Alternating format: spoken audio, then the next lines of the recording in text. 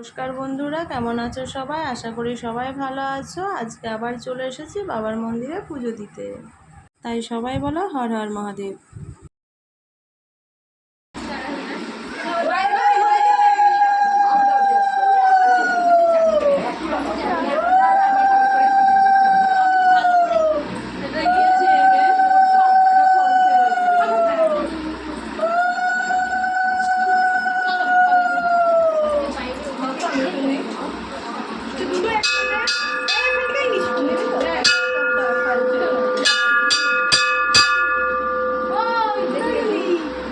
বন্ধুরা, আজকে আমি ভীষণ খুশি, কারণ আজকে আমি খুব তাড়াতাড়ি পুজো দিতে আসতে পেরেছি এবং এখানে ঠাকুরমশাই সহ আরও অনেক লোকজন ছিল।